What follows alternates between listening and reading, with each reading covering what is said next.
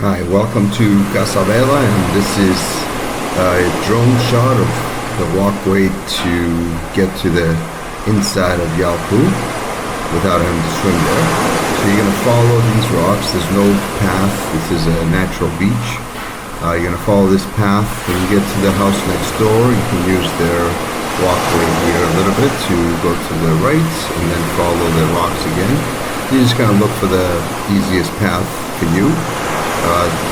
There are some hops to get to from one place to the other, but overall it's a pretty good, easy walk. Turn a little bit here.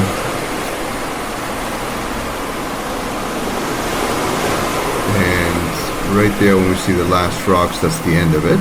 So you've avoided some of the waves, and this is the shallow part of Yal Ku. Easy to kind of get in, and you don't even have to swim. You can just stand in the water, especially on the left-hand side. Across the way there's a beach, small beach. I'll take you there in a little bit, but here we are. We're going to move forward, and you're basically going to come to a small platform where you can jump off of. It's about a 4-foot deep water. So it's not bad, and it's pretty sandy. Once you land, there's no rocks down there. So you're gonna jump off that little platform there and just swim your way down, or walk your way down to where the entrance to Yal Ku Lagoon is. This is what all the people come to see. There's tours. There's a paid entrance from across the street from the house, but this is a way you can get in there without paying. So there you go. So to the left here you have other homes that have access to Yal Ku also. And straight ahead you do have some croppings of rocks, so if you're walking or swimming, just be careful not to bump your head or run into them. So you can go towards the right a little bit to get past them, or just weave your way through the rocks or over the rocks. You see the rope here with the floating ball buoys, whatever they're called. So that's the entrance to Yal Ku. That's not to keep you out. That's more there to keep the people from knowing where the end of Yal Ku is. Now there's a second part of Yal Ku you can go to.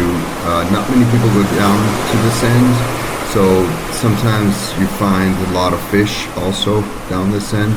So you can again swim under the buoys and just get there. This is the beach that I was mentioning from before. It's small, but it's peaceful. There's a lot of seashells that, if you like looking at seashells or collecting, small seashells, nothing big. And so there is about, 4-foot, 5-foot sandy part in depth. And it goes across, it might be about 30 yards or so. So you can hang out there for a little bit, rest, and swim back. You can also come here with the kayaks. You can't go into the lagoon, into the paid lagoon with the kayaks, but you can swim there. And but you can come to this beach with a kayak. So again, straight ahead is the lagoon. It does go in quite a ways, so that's great. And the interesting part about Yal Ku Lagoon is that you have a mixture of fresh water coming into seawater, so it promotes vegetation. Alright, so I'm going to go a little bit more into Yal Ku. Since I'm doing this video, I added a section here. So you'll see that there's all these different places where you can go. Left and right. There's other people that are going to be there with their orange jackets, but you can swim through. Usually the fish are on the shoreline or underneath the different areas where they try to hide. There's a lot of people there, and as we get towards the end, this is where the water first comes in. This is a reverse view. At the beginning there, at the bottom, you can see that's where the fresh water is coming in. So the closer you get to that, the water gets a little bit colder, and then as it goes, it mixes with the salt water. But there's fish everywhere, so you're going to get to see a good number of fish. Again, stick to the edges if you want to see more fish. under the mangroves. This big middle island, or whatever you want to call it, that also has a lot of fish around it. And you'll see where the entrance goes into the Yal Ku lagoon. This is the open lagoon, if you would, and the waters are great.